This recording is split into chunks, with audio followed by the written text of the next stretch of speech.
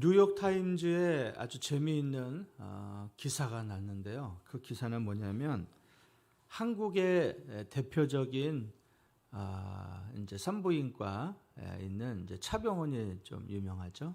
차병원의 차광열 원장과 콜롬비아 의대의 산부인과인 로조리오 박사가 1년간 불임 치료 환자 199명을 상대로 조사한 것이 있습니다.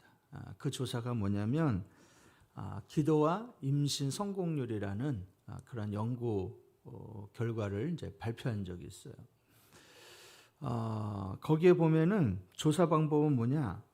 불임 치료를 받는 199명, 이 199명을 두 그룹으로 나눴다는 거죠.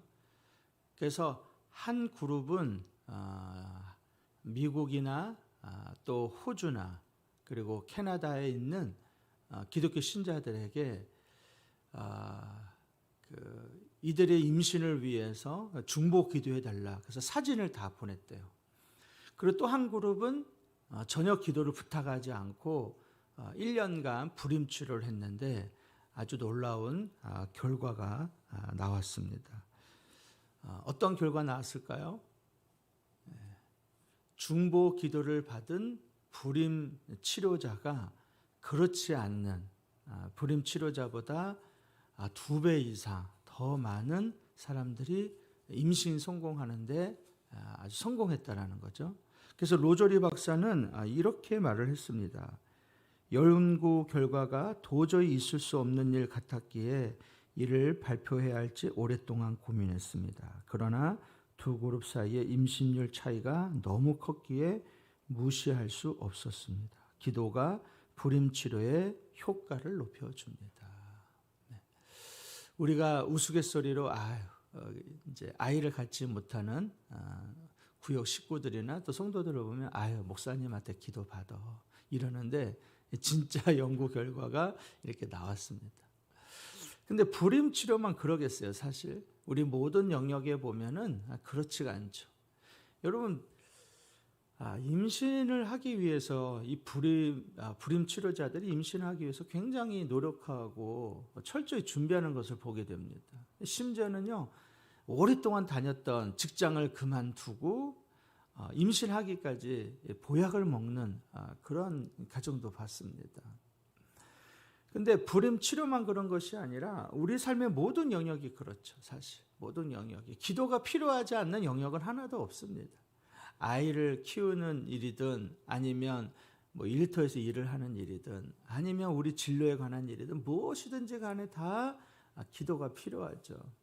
그래서 주님은 우리에게 기도를 그렇게 강조를 하셨습니다.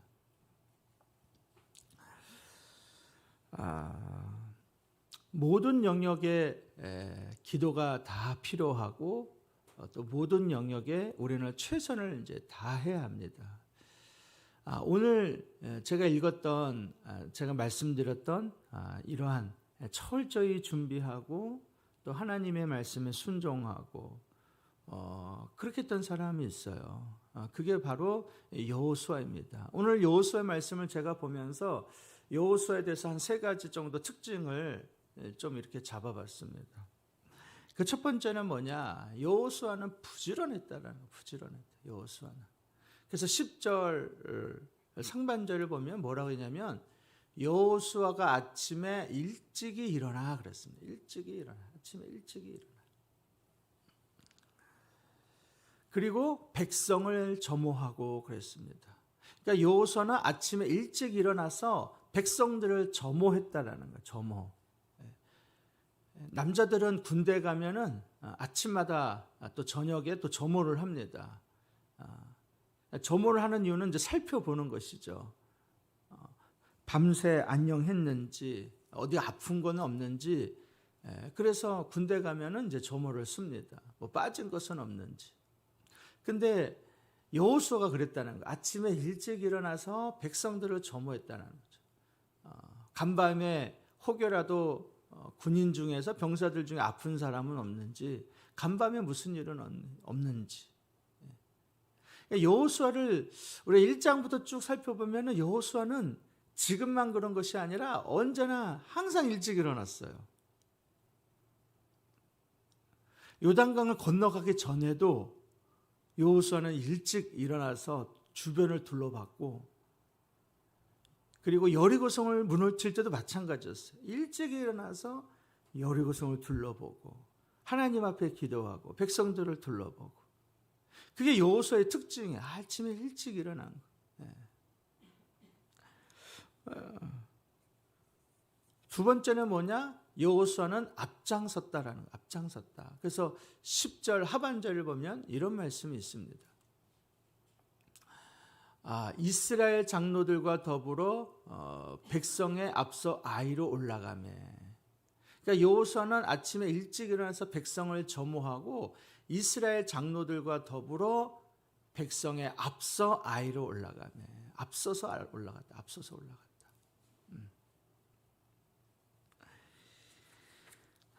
1차 전쟁 여행 때, 1차 아이성을 공격할 때는 여호수아는 가지 않았어요. 3,000명을 보낼 때 백성들만 보냈습니다. 군인들만 보냈어요. 여호수아는 움직이지 않았어요. 근데 이번에는 사안이 달라요. 이번에는 여호수아가 가장 먼저 앞장섰습니다. 여러분, 백성들이 이렇게 앞서가는 여호수아를 보면서 얼마나 든든했겠어요, 사실. 그렇지 않습니까? 백성들이 여호수아가 앞장서 나아갈 때 그 용사들의 사기가 얼마나 진지하게 됐겠습니까? 근데 제가 눈여겨 오늘 본 말씀은 여호수아만 앞장선 것이 아니라 장로들과 함께 앞장서 나갔다라는, 장로들과 함께. 그래서 여러분 자세히 말씀을 보면 이스라엘 장로들과 더불어 백성에 앞서 그랬습니다. 장로들과 더불어. 그러니까 여호수아만 혼자 앞장선 것이 아니라 장로들과 함께 앞장서서 나갔다라는 거예요.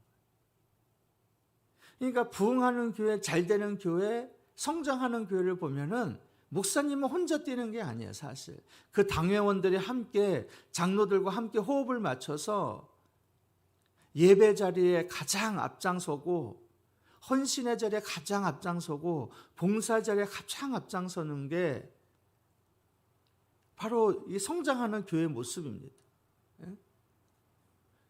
당회원들이, 목사와 장로들이 앞장서 나아갈 때에 성도들이 든든해서 따라가는 거예요, 사실. 그렇지 않습니까? 장로님의 위치는 그거죠. 목사님 목회를 잘 할 수 있도록 돕는 역할이 아닙니다. 장로의 역할은 목사와 함께 협력하는 그런 위치에 있는 거예요. 그래서 함부로 할 수가 없는 거예요.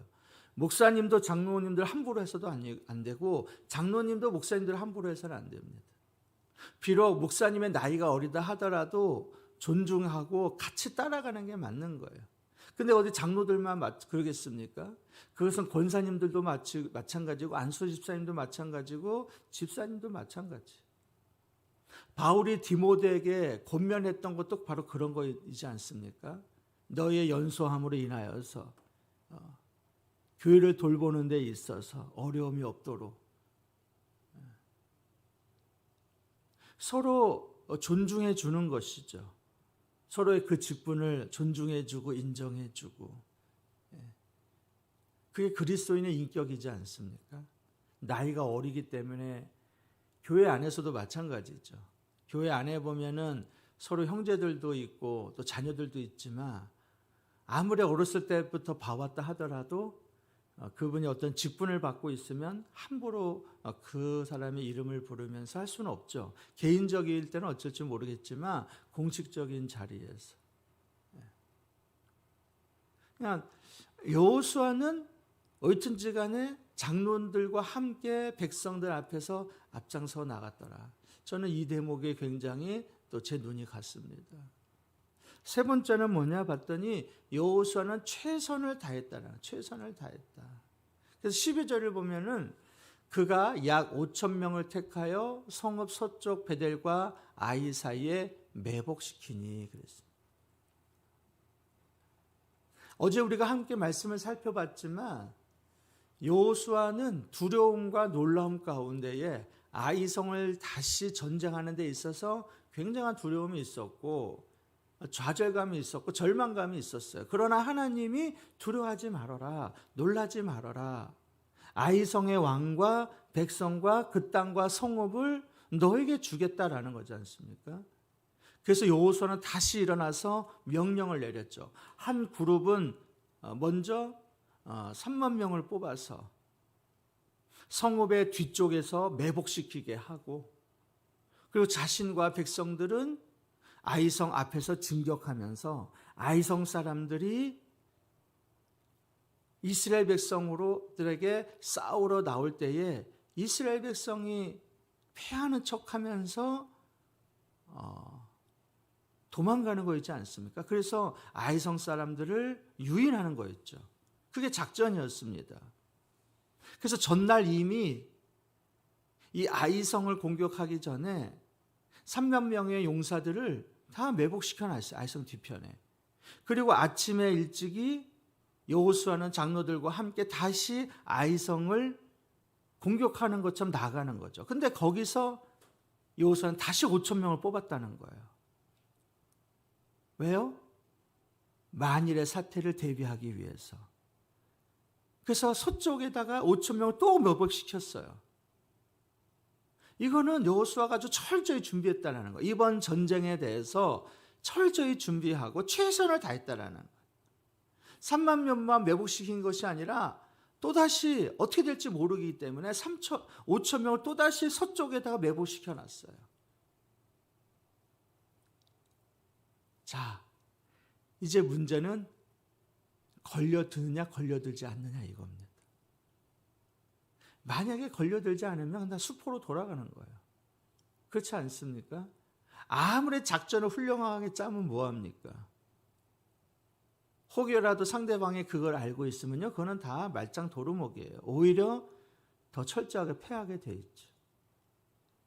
얼마나 긴장감이 있습니까? 제가 이 본문을 읽으면서 굉장히 긴장감이 있는 거예요. 아이성 뒤쪽에서 숨어있는, 매복하고 있는 사람들 3만 명이나 되는, 서쪽에서 5천 명 역시 숨소리도 내지 않고 매복하고 있습니다. 여호수아의 신호만 기다리고 있어요. 여호수아는 어떻습니까? 두근거리면서 진격해 나가는 것이죠. 걸려드냐 걸려들지 않느냐. 근데 놀랍게도 아이성 사람들이 걸려들었어요. 12절에 있는 말씀이죠. 17절에 있는 말씀이죠. 한번 읽어볼까요? 다 같이 시작. 아이와 베델에 이스라엘을 따라가지 아니하는 자가 하나도 없으며 성문을 열어놓고 이스라엘을 추격하였더라. 딱 걸려들었어요. 아이성에 있는 용사들이 한 사람도 하나도 빠짐없이 이스라엘을 추격하지 않는 자가 없다라는 거예요. 성문을 다 열어놓고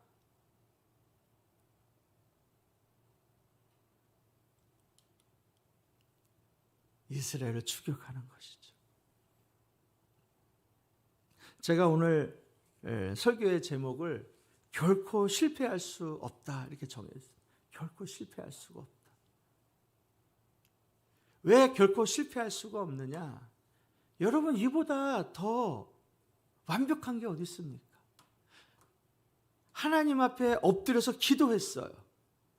하나님의 말씀을 듣고 순종했습니다. 그리고 최선을 다했어요. 철저히 준비했습니다. 근데 어떻게 실패가 있겠습니까? 하나님은 이러한 자와 함께하지 않습니까? 말만 앞서는 자 결코 성공할 수가 없죠. 인간적으로 철저히 준비하고 최선을 다했다 하더라도 성공할 수가 없습니다. 성공하는 방법, 결코 실패하지 않는 방법은 하나님 앞에 무릎 꿇고 주시는 말씀에 순종하고 최선을 다해서 준비하고 철저히 준비하면 결코 실패는 없습니다. 왜냐? 하나님이 함께 하시기 때문에 그렇습니다. 여러분, 이 새벽에 새벽마다 기도하시고 하나님의 말씀을 경청해서 듣고 또 순종하시면서 여러분 최선을 다해 준비하고 있습니까? 결코 실패는 없습니다. 왜냐, 하나님이 여러분과 함께 하시기 때문에 여호수아와 같이 다시 승리를 바라보고 오늘 하루도 힘차게 시작하는 저와 여러분이 되기를 간절히 소망합니다. 말씀 제목 함께 나누고 기도하도록 하겠습니다. 기도 제목 하나, 하나님의 말씀에 순종하여 철저하게 준비하고 시작하는 일에 역사하여 주옵소서.